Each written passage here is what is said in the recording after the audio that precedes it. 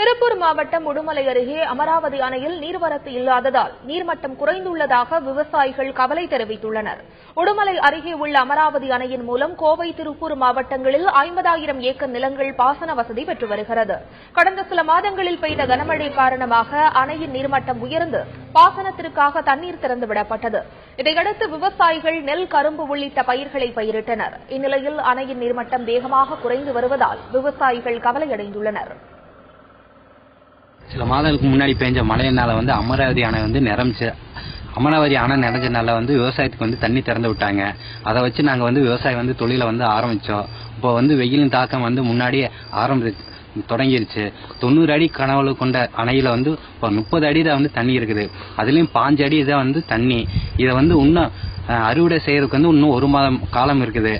இப்போ வெயிலின் தாக்கம் அதிகரிச்சுட்டே போறதுனால அமராவதிக்கு வரக்கூடிய தண்ணியின் அளவு ரொம்ப 20 அடி தான் வந்துட்டு இருக்குது.